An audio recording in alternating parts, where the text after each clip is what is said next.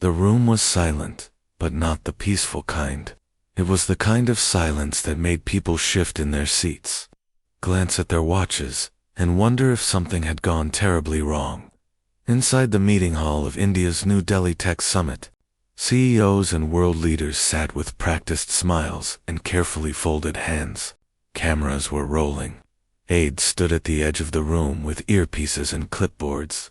Everything was supposed to go smoothly, but then Prime Minister Narendra Modi paused. He was speaking about digital innovation in India. He had just finished listing the achievements of the nation's growing startup ecosystem when he suddenly stopped mid-sentence. He placed his notes down on the table and looked up, not at the cameras, not at the ministers sitting beside him, not even at the audience. He looked straight at Sundar Pichai. Sundar, sitting quietly near the middle row, looked up in surprise. His hands were folded neatly in his lap. He had not spoken yet. He was waiting for his turn, just like everyone else. Modi's gaze stayed locked. "There's something we all forget," the Prime Minister said slowly. "We often celebrate the success. We rarely ask about the beginning." The room shifted. Reporters leaned in. Sundar straightened his back. He knew this wasn't planned. This wasn't part of the agenda, and yet, it felt like something important was about to unfold. Narendra. Modi continued, "Sundar, do you remember the train station?" A breath caught in Sundar's throat. His memory flashed. Not the bright stage lights or Silicon Valley headlines, but a small, dusty train station in Chennai. A boy waiting beside his father, holding a steel lunchbox, wearing second-hand shoes, staring at the giant engine as if it was the doorway to another world. Yes, he remembered, but he didn't speak. Instead, Modi smiled gently and nodded. "I do." It wasn't rehearsed. It wasn't about politics or power. It was about something deeper, a journey, and the story behind that journey was about to unfold. Piece by piece, the crowd didn't clap. They didn't know whether to. The silence in the room wasn't empty. It was full of a shared curiosity, full of quiet respect. Modi turned to the host and said, "Before we go on, I'd like Sundar to share something, not as a CEO, not as an executive, but as a boy who once stood in Chennai." For a brief second, Sundar hesitated. He wasn't used to being caught off guard. Google trained him to be compose.com, always ready. But this wasn't Silicon Valley. This was home. And that word Chennai, it brought back something he hadn't felt in years. He stood up slowly. "Thank you, Prime Minister," he said softly. "You remembered more than I thought anyone would." Then he paused. His voice trembled slightly, but it wasn't weakness. It was memory. "I was 10, Sundar said.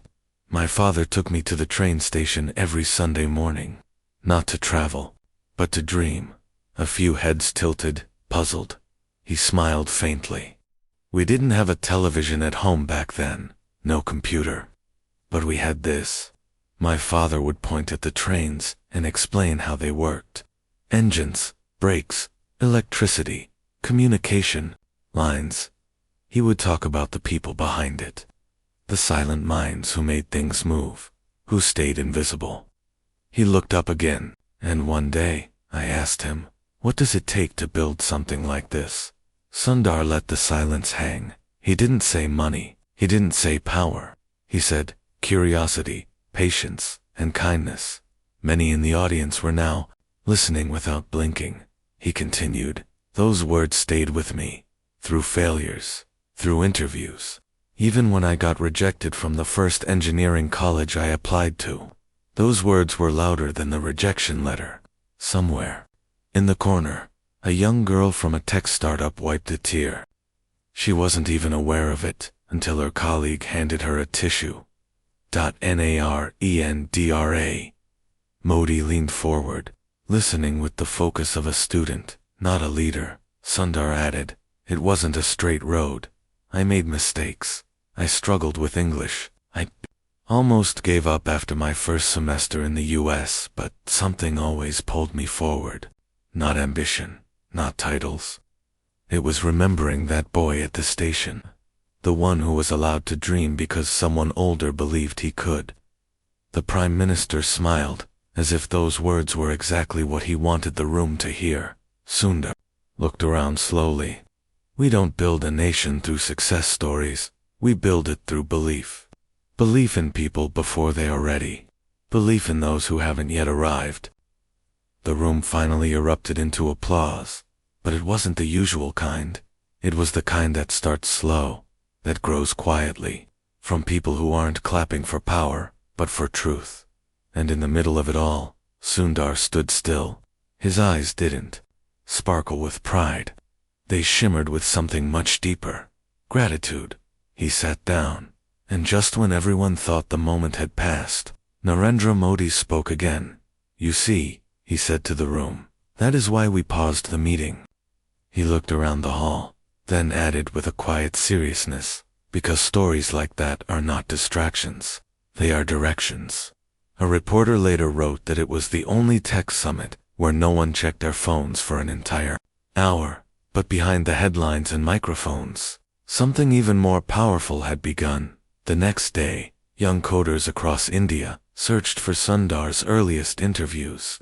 Teachers in rural schools played that clip for their students, and old fathers, who had once felt invisible at train stations, finally felt seen. The journey of a man was no longer just his. It had become everyone's, and the real story had just begun. The next morning, Sundar sat by the hotel window, holding a cup of black tea. The city outside was waking up slowly, horns echoing through narrow streets, and chai vendors already serving their first customers. But Sundar's mind wasn't on the noise. He was thinking about the previous day, about that moment when the room went quiet and his voice became more than a speech. He hadn't expected it, he hadn't planned it, but something about being called out, not to impress, but to remember, had shaken something deep inside him. He felt both exposed and free. It wasn't the cameras or headlines that mattered. It was the quiet shift that had happened inside the people listening. He had seen it in their eyes. A knock on the door pulled him out of his thoughts. His assistant stepped in. You have a meeting with the Education Committee in 30 minutes. They want your thoughts on the Rural Learning Initiative. Sundar nodded. He had read the brief. New pilot programs were being developed to bring internet access and virtual classrooms to villages. It was important. It mattered. But he had an idea. Can we make one change to the agenda? He asked. The assistant blinked. Of course. What would you like to change? I want to visit a school, unannounced, somewhere outside the city. The assistant hesitated. Today, yes, Sundar said quietly. Today. An hour later, the black SUV pulled off the highway and onto a narrow dirt road leading to a government school in Haryana. It wasn't planned. There were no TV crews. Only a few government security vehicles followed. The school's principal didn't even know who was arriving until Sundar stepped out of the car. Children were playing outside under a neem tree. A bell had just rung for recess. When Sundar entered, they stopped and stared. One of them whispered to another, "Who is he?" The teacher stepped forward, startled but polite. "Sir, we didn't expect." "I know." Sundar smiled. "But may I sit in on a class?" They led him to a small room with a chalkboard and plastic chairs. The lesson was about electricity. The teacher looked nervous, but continued. Sundar sat at the back, like any other visitor. After 20 minutes, he raised his hand. The teacher blinked, surprised. "Yes, sir. May I ask a question?" Sundar smiled. "Of course." He turned to the students. "Who here has used a computer?" Only 3 hands went up. "And how many of you have seen one in real life?" he asked. A few more hands, hesitant. He nodded slowly. "Do you know how a computer works?" Some heads shook. Others stayed silent. "Do you want to learn?" Sundar asked gently. This time, every head nodded. Later, while sitting under the tree, Sundar spoke to the principal. "You have good teachers. The children are curious. That's the most important thing. The principal looked down. But curiosity is not enough, sir. We don't have enough screens. The internet is weak. Even our lights go out during storms. Sundar listened. Then he said something simple. I can fix the internet. I can help with devices, but I can't replace what your teachers give them. The principal looked up. They give these children something stronger than technology, Sundar said. They give them belief. He stood up, then turned to the assistant, and added quietly, this is where the next Google should begin. When he returned to Delhi, he didn't go straight to his hotel. He went to the Prime Minister's residence. The guards let him in without question. The meeting had not been scheduled. But when Narendra Modi heard who had arrived, he smiled. They sat outside, under a large tree in the garden. Modi poured them both tea. You went to a school, he said knowingly. Sundar nodded. Yes. And I saw something. Something I forgot. Modi raised an eyebrow. The hunger to learn, Sundar said. Not for exams or jobs, but for understanding. Those children wanted to know how the world worked, and they had no computers, no tools, just questions, just pure curiosity. Modi sipped his tea. Prime Minister Sundar said softly, what if we didn't just build digital India? What if we built dreamers? Modi's eyes held a quiet fire. What are you proposing? He asked. Not just schools with screens, but places where curiosity is protected, where children, like the ones I saw today, can ask wild questions, where they can build something with their hands, where they are not punished for dreaming differently. Modi didn't speak for a long moment. Then he said, we will call it the Curiosity Fund. Sundar blinked. You'll design it, Modi added. No government interference, just support. Freedom to build. But what will we build? Sundar asked. Modi smiled gently. We'll build a country where no child has to wait for a train station to dream. By the time the next morning arrived, a quiet buzz had begun among a few ministers and tech leaders. Rumors spread that a new initiative was being born, something unexpected, something not driven by profit or politics. That same morning, a video clip from the village school went viral. Someone had filmed Sundar talking to a little girl outside the classroom. What do you want to become? He had asked her. She had looked down, shy, then whispered, I want to build something. What kind of something? Sundar asked.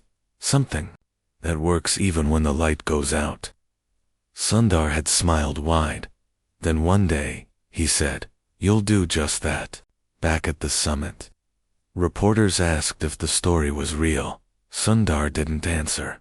He simply released a press statement. It read, a new fund will be launched to support curiosity in schools across India. It is not a charity. It is an investment in imagination. And then he quoted his father. Curiosity, patience, kindness. Deep in the heart of a small classroom, the children didn't fully understand what had happened, but they would soon. Because the story that began in a train station was now moving full speed ahead, not on tracks, but on dreams. Weeks later, Sundar Pichai stood in front of a whiteboard inside a small conference room in Bengaluru. But this wasn't a tech summit. This wasn't Google headquarters. There were no flashing lights or global investors. This room was plain. The chairs were mismatched.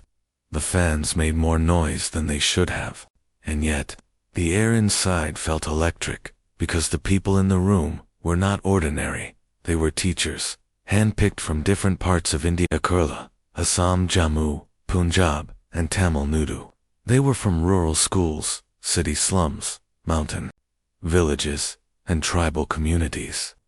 They had one thing in common: they refused to give up on their students. Sundar walked to the board and wrote 3 words in big letters: curiosity, patience, kindness. He turned around and said softly, these are not just words, they are tools. A woman in a yellow sari raised her hand.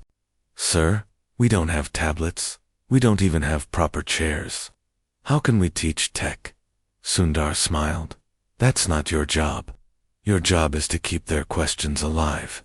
We will bring the tools. You bring the trust. Another teacher, older and quiet until now, said, but we are not trained in coding. You don't need to be, Sundar replied. You just need to make them feel safe enough to ask, what if? That's how innovation begins. Over the next 2 days, they built something together. Not code, not machines. A blueprint for something called Curiosity Labs, simple rooms, sometimes just one corner of a school, where children could experiment without fear. The labs would include basic internet, recycled materials, solar-powered kits, and a single mentor trained not to instruct, but to guide. These labs would not test students. They would inspire them. And it wasn't just Sundar's team designing it. The teachers led. They explained how their students learned through mud, through broken toys, through old wires. They showed how girls who never touched computers had minds sharp enough to design solar ovens from scratch. They spoke of children who walked 3 kilometers every day just to sit on the floor and learn under a flickering bulb. One night, as Sundar sat with his notepad, he received a message from Narendra Modi. How is the blueprint going? Sundar replied, it's no longer mine. It belongs to them now. 2 months later, the first Curiosity Lab opened, not in a city, but in a tiny village in Madhya Pradesh. It had no air conditioning. It didn't need any. The walls were covered in handmade posters. The center table had old keyboards, disassembled radio parts, a broken drone, and paper circuits. And around that table stood 5 children, 3 girls, and 2 boys arguing about how to make a toy that floated. A teacher stood nearby, not interrupting. Just smiling. A reporter from a local newspaper visited that day. He asked the children what they were building. A boy named Vikas replied, we're not building anything. The reporter blinked, but aren't you making something? Vikas shrugged, maybe not. We're just trying. We're just curious. The headline the next morning read, Curiosity is floating in Madhya Pradesh. Across the country. More labs opened. In Goa, a lab was built in a church basement. In Ladakh, it was a tent with solar panels. In Kolkata, it was a rooftop classroom with rainwater experiments. No 2 labs looked the same, but every lab had the same 3 words, painted on a wall: curiosity, patience, kindness. Sundar avoided the spotlight. He didn't speak much to the media, but he visited the labs quietly. In one visit, he sat next to a girl drawing a circuit diagram. What's this for? He asked. A water detector for our farm, she replied. Who taught you this? No one. We just watched a video. Then we broke a remote and found the parts inside. Sundar stared at her drawing. It was perfect. You want to work at Google someday? He asked gently. She looked at him and said, maybe, but I'd rather build Google here. He didn't know what to say. He just nodded, slowly, deeply. That same evening, Narendra Modi addressed a gathering of ministers. He showed them pictures, not of awards, not of skyscrapers, but of children in dusty classrooms, smiling while fixing wires. He looked at his cabinet and said, this is our biggest startup, and its only product is courage. By the end of the year, Curiosity Labs had spread to over 50 districts. More children began to ask questions like, why can't wind charge a phone? Or can we build lights that don't need switches? A boy from Mizoram built a tiny sensor that beeped when his grandmother left the stove on. It cost him 20 rupees. It saved her life. A girl in Rajasthan built a filter using stones and cloth, and gave clean water to her entire lane.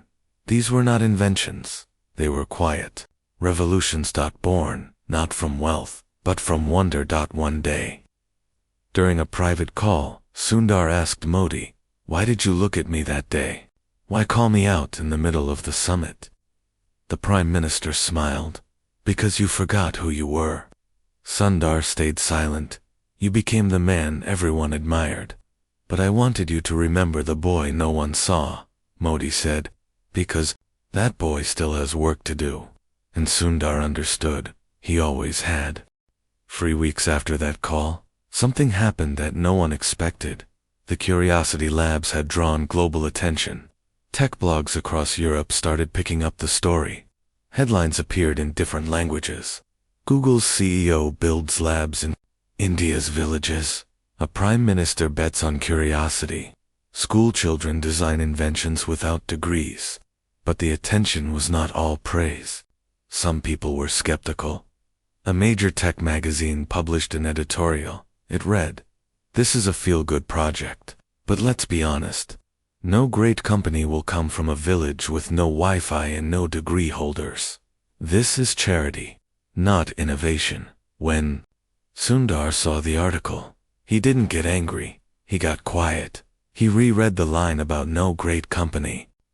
Then he opened his email and typed just one line to his team. "Find me one story that proves them wrong." 2 days later, a member of his India team sent him a file.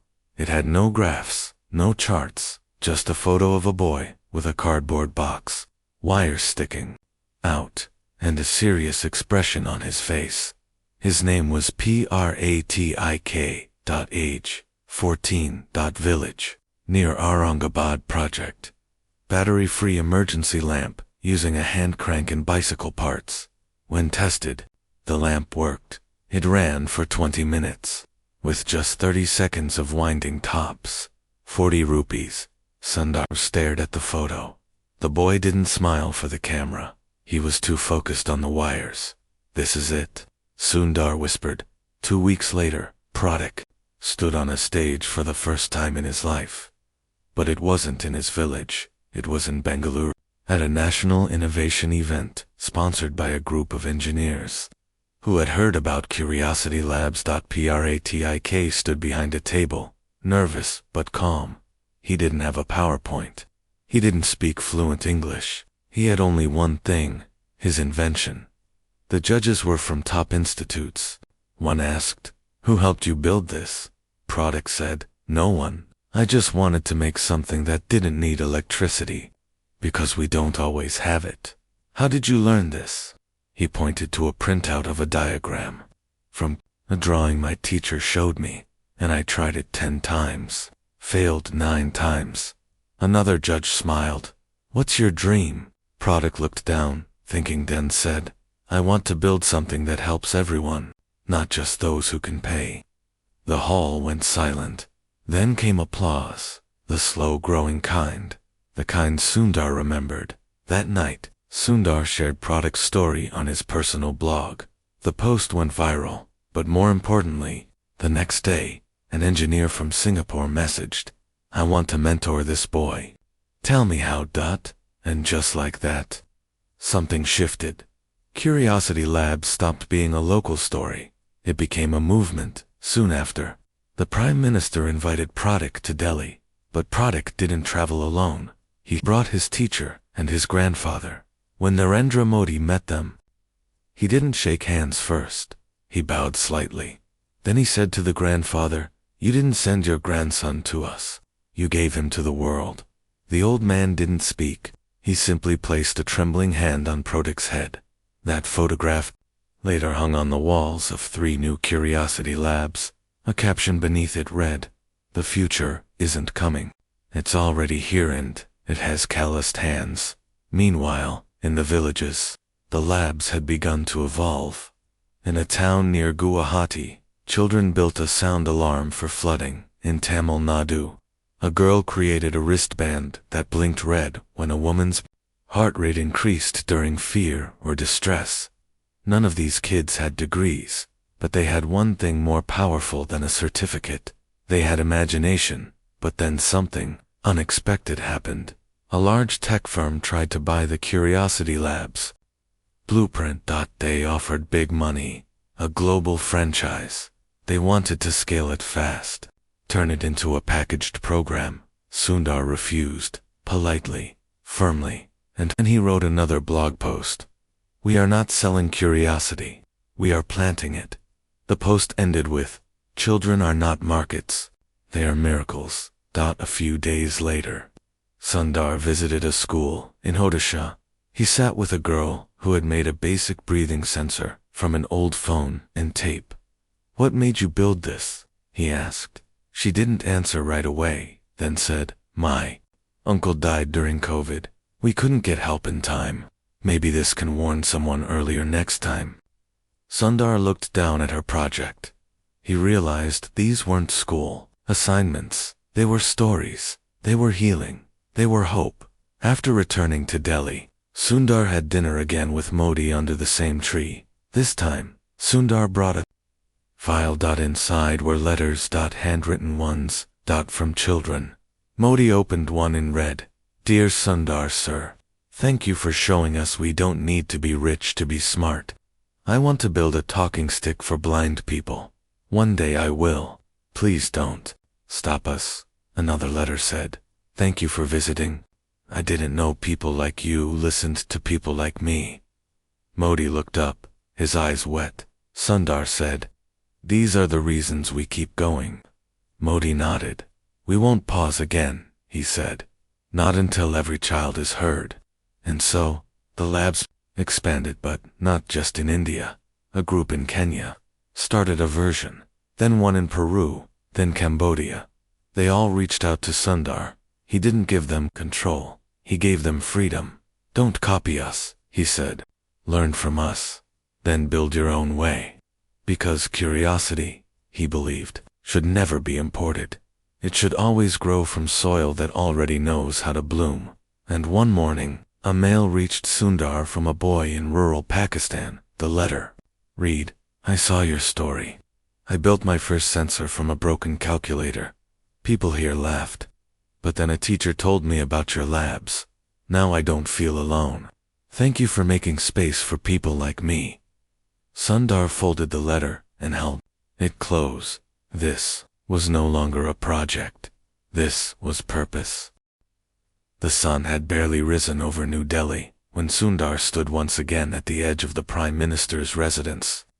The gate opened slowly, and the guards nodded respectfully. But today felt different. It wasn't a meeting. It wasn't for press or policy. It was a conversation long overdue. When Narendra Modi joined him in the garden, he wore a soft white kurta and carried no notes, no files, only silence and something thoughtful in his eyes. They sat under the same tree, the one where their earlier talks had shaped a movement. Birds chirped softly above them. The breeze carried the smell of jasmine and earth. Sundar looked tired, but not from stress. It was a kind of deep exhaustion that only comes from giving everything and still wanting to give more. "Prime Minister," he said slowly, "what happens when this grows beyond us?" Modi listened. "We started with one lab. Now there are over 300, and it's spreading. People want to help, but some want to change it, package it, make it something it was never meant to be." He paused, trying to find the right words. "How do we protect its soul?" Modi didn't answer right away. He watched a leaf fall from the tree, spinning gently to the ground. Then he said, "By remembering why it began." That afternoon, Sundar flew to Mumbai for a summit. Big names were attending: CEOs, global investors, education experts, government advisors. Everyone was talking about the curiosity revolution. On stage, banners read from labs to legends, and how rural innovation is reshaping the future. Sundar was supposed to give a keynote speech, but he surprised them all. He walked to the microphone, looked at the audience, then clicked to the first slide. It wasn't a graph. It wasn't a logo. It was a photo of a cracked chalkboard in a curiosity lab in Bihar. Under it was a message written by a student in bold, wobbly handwriting: "Questions are stronger than answers." He looked at the crowd and said, "That's it. That's our mission." People stared. Sundar smiled. "We can talk about data. We can talk about future-ready skills. But if we forget the SIF, we forget the child behind the question, then we've lost the very thing we're trying to build."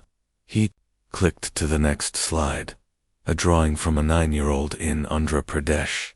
It showed a rocket, but instead of fire, it had wings made of books, and in the corner, the child had written, "One day, we'll fly from our thoughts." The hall was quiet. Then came slow clapping, then faster, then standing. After the summit, journalists asked him, "What's next for the Curiosity Labs?" He answered simply, "I don't know." And that's the beauty of it. A week later, a challenge arrived. One of the new labs in Uttarakhand was burned down during a local conflict. It wasn't targeted, just caught in the middle of political tensions. But the damage was real. Everything inside, wires, drawings, solar kits, handmade sensors gone. The children were shaken, teachers heartbroken. When the news reached he didn't release a statement. He boarded a flight that night. He reached the village early next morning, stepped over the blackened remains of what had once been a room filled with dreams. He didn't speak. He knelt on the floor and ran his fingers over the ashes. A small group of children stood nearby. One of them, a boy named Rishape, stepped forward. "Sir," he whispered, "do we stop now?" Sundar looked at him, his eyes steady, his voice soft but firm. "No," he said. "Now we begin again." In just 10 days, that lab was rebuilt, but this time, it wasn't just restored, it was transformed. Children from 5 nearby villages came to help. They brought whatever they could: old fans, plastic bottles, broken phones, pieces of wood. Parents volunteered labor. Teachers rewrote lesson plans overnight. Google engineers sent updated kits. An artist from Delhi painted the back wall with a giant phoenix rising from smoke, holding a circuit board in its beak. On opening day, Sundar was there, but he didn't speak. He just watched as the children walked in, heads high, eyes bright, fingers reaching for tools and dreams once again. That same week, something unexpected happened. A large tech magazine that had earlier criticized the labs published a follow-up article. The title was simple: "We were wrong, inside." The editor wrote, "We believed labs needed glass walls and funding rounds, but we saw a burned room rebuilt by children with no shoes. We saw them code with chalk, invent with wire scraps. We saw curiosity win, and we've never been so glad to be wrong." In an interview that followed, Sundar was asked, "Do you think these kids will grow up to work for Google?" He smiled. "I don't want them to work for Google." The host blinked. Sundar continued, "I want them to build something better. Something we haven't even imagined yet." Months passed, more labs opened, more stories surfaced. A blind girl in Uttar Pradesh created a system of sound pulses to help navigate crowded streets. A deaf boy in Punjab programmed a glove that translated sign language into speech. None of them asked for credit. They just wanted to solve a problem, to make someone's life easier, and that was the whole point. The world began to notice global foundations, offered support, but Sundar made one rule very clear: no logos, no branding, only belief. If you wanted to help, you had to do it quietly, because the labs weren't for advertisement, they were for awakening. And still, Narendra Modi watched closely. Every few weeks, he would call Sundar, sometimes just to ask, "What did they build this time?" One day Sundar shared a story of a girl who made a solar water purifier using a steel plate, a glass jar, and 3 spoons. "She's 11, Sundar said. Modi laughed softly and said, "One day, she built more than machines. She built minds." Then, one day, the Prime Minister made a decision that stunned everyone. He announced a special day, Curiosity Day, a national celebration where, instead of speeches, students would take the stage, where, instead of parades, inventions would be showcased, where no uniform rank or degree mattered. Only ideas did. The first Curiosity Day was held in over 1,000 schools across India, and in each of those schools, the day started not with a flag, not with an anthem, but with 3 words written in chalk: curiosity. patience, kindness. The streets of Delhi were quiet that morning. The sky was still a soft shade of blue when Sundar Pichai walked into the presidential auditorium. Banners lined the walls, but they were not made of silk or gold. They were cloth, hand-painted by school children across the country. Some had rockets, some had light bulbs, others had simple words. We are not poor. We are powerful. We are curious. Today was the first National Curiosity Day. Thousands of students, teachers, mentors, and parents had gathered, and for once, they weren't told to sit quietly. They were told to speak, share, show. No one wore suits. No one held microphones with logos. Everyone had something in their hands: diagrams, small models, inventions, stories. When the Prime Minister arrived, he didn't go to the main stage. He walked slowly through the crowd, listening to children explain how their ideas worked. He bent down to inspect a homemade drone. He asked how a water-saving device could be used on trains. He clapped with both hands when a boy from a village near Lucknow used a rubber band and an old phone speaker to make a low-cost stethoscope. When he finally reached the stage, he said just one sentence: "This is not India's future. This is India now." As the program continued, something unexpected happened. A child ran on stage, not to interrupt but to offer. She was 8 years old, holding a small clay model in her hands. It looked like a chair with wires. "What is this?" the host asked. "Gently, Dot," the girl said. "It's a chair for my grandfather. It tells me if he falls when I'm not home." Everyone went silent. She wasn't looking for applause. She was looking for understanding. Sundar walked onto the stage. He knelt beside her. "How did you make this?" he asked. "From a broken clock." "And a slipper," she said. He didn't laugh. He nodded and said, "You just reminded me what genius looks like." After the event, Sundar returned to his hotel. His schedule was full calls with Silicon Valley, virtual meetings, keynote drafts, but he didn't open his laptop. Instead, he opened a notebook. The first page had only 3 words: curiosity, patience, kindness. He turned the page and began writing something new. A letter, not to investors, not to partners, but to every child who had ever felt invisible. Dear dreamer, you don't have to be famous to be powerful. You don't have to be rich to change the world. You only have to keep asking questions and never let anyone make you feel small for doing so. You may not see yourself on TV or in books yet, but we see you, we believe in you, and we're building a world where your questions are the most valuable thing we have. Keep wondering, keep trying, and remember, every great idea once began as a small, quiet question. Sincerely, Sundar. That letter was printed and placed inside every Curiosity Lab the next month. It was translated into 12 languages, framed beside circuit boards, pinned next to hand-drawn maps, read aloud by teachers before class. It became a whisper of hope in dusty corners. Meanwhile, something else began to grow. A boy from Sri Lanka sent a design for a walking stick that used vibration signals. A girl from Bangladesh shared her solar cooling bag for storing medicine. In remote corners of Africa, small labs popped up, built from clay and bamboo, but filled with ideas sharper than steel. No politics, no borders, just questions, and people brave enough to ask them. Months later, at the World Education Summit in Geneva, a panel asked Sundar Pichai, "What's the most advanced technology you've helped build?" He paused, then said softly, "A room with no electricity, but filled with questions." The room went quiet. He continued, "We can build machines that speak, cars that fly, phones that fold.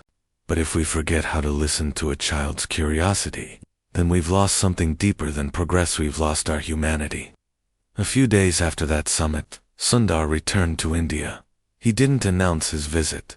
He traveled alone to a school in Gujarat, one of the newest Curiosity Labs. It had just opened. No one knew he was coming. He watched from the doorway as children connected wires, argued over a cardboard structure, and tried to power a tiny motor. A girl looked up, noticed him, and gasped. She ran to the others. It's him. He came. They surrounded him. No security, no introductions, just wide eyes and open hearts. Show me what you're building, Sundar said. They did. Eagerly, proudly, as if he wasn't the CEO of Google, but just another adult who finally listened. And when Sundar left the school that day, he left behind something in the notebook for them. No signature, just 3 words written in the corner of the last page: build, believe, belong. Back in Delhi, Narendra Modi prepared for his final term speech to the nation. As he stood before the cameras, his speechwriter handed him the final draft. He read it, then said, "Add something." "What, sir? A name? Who's?" He looked out the window, where the sun was rising, and said, "The boy from Chennai, the one who never stopped asking why." On that evening, millions of people across India and beyond tuned in to watch the address. Near the end, Narendra Modi paused once more, just like he had at the summit all those months ago, and then he said, with the same quiet strength, "When Sundar Pichai was a child, he watched trains pass by and wondered how they worked. Now he helps the world move forward. Not because he had answers, but because he kept asking questions." He looked into the camera. May we all learn from him.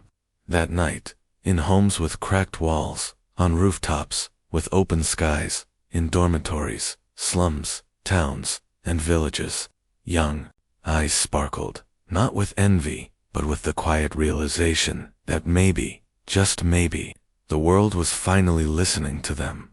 5 years later, the Curiosity Labs had grown into something no one, not even Sundar Pichai, could have predicted. They were no longer just rooms in villages. They were ecosystems, movements. They had become the heartbeat of thousands of small towns and forgotten corners, not just in India, but across Asia, Africa, and even parts of South America. They didn't follow rules from corporate offices.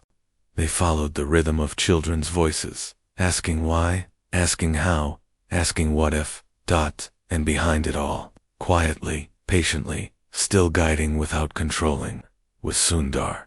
But in recent months, Sundar had stepped back from the spotlight, not because he was tired, not because he was done, but because he wanted to watch what happened when he wasn't at the center. On a quiet morning in California, Sundar sat on his porch, looking at a box of old photographs. One of them showed his childhood home. Another showed the train station in Chennai, where it all began. A letter fell out of the box. It was written by a boy named Kabir, age 12, from a school in Sikkim. "Dear Sundar uncle, we don't have strong Wi-Fi here, but our questions are strong. I made a bird feeder that also sends a signal when it's empty. The birds are my friends now. My teacher says I think like an engineer, but I just like helping others. Is that okay? Thank you for building labs for kids like me. Even though we've never met, I feel like you're listening. Love, Kabir." Sundar folded the letter. He whispered, "Yes, Kabir, it's more than okay." A few days later, he received a call from India. A large university in Delhi was awarding him an honorary degree, but Sundar declined instead. He made one request. "Give it to someone else," he said. "Who?" they asked. "To a child from a Curiosity Lab. Pick the one who's never been on a plane, the one who never thought they belonged in a place like that." And so they did.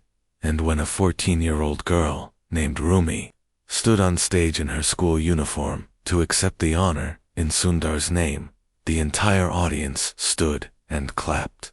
Her mother cried quietly in the corner. Her teacher couldn't stop smiling.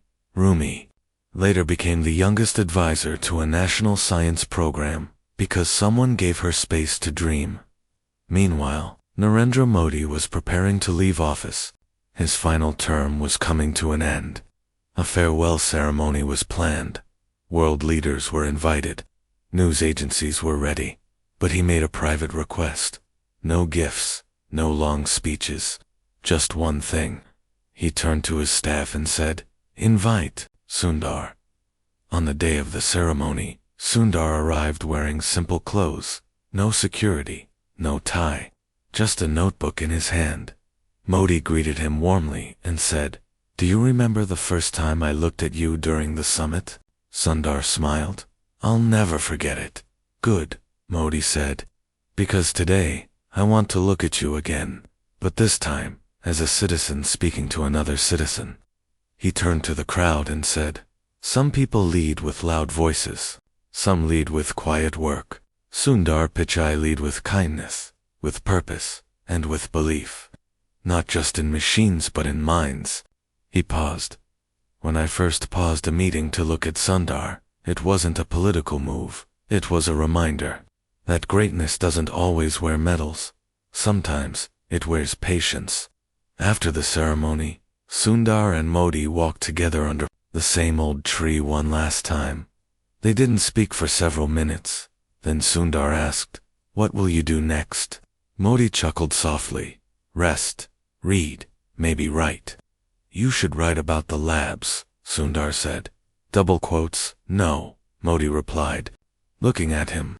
"You should." A year later, Sundar published a book, but it wasn't about himself. It was about 100 children from different corners of the world, 100 projects, 100 questions, and one unshakable truth, that when you make space for curiosity, you make space for courage. The book was called The Boy at the Train Station. On the dedication page, it read, "For every child who thought their ideas were too small, they weren't. You never were." That same year, something else happened. Google launched a new initiative, a completely free platform to support rural innovations across the globe. It wasn't named after Sundar. He refused. Instead, it was named KABIR.in, honor of the boy with the bird feeder. On the 10th anniversary of Curiosity Labs, a global celebration was held. Millions of children participated in a live digital event, sharing their projects, stories, and hopes.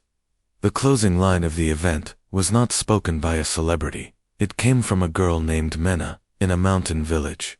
"I may never go to a university," she said, "but thanks to Curiosity Labs, the universe came to me." Sundar watched that event from his home, his hair, now gray dot, his voice softer, but his eyes still full of questions. He turned off the screen, walked outside, and looked up at the stars. Somewhere, far away, a train whistle blew, and the boy inside him smiled, because the journey was still going, and the world finally was learning how to listen.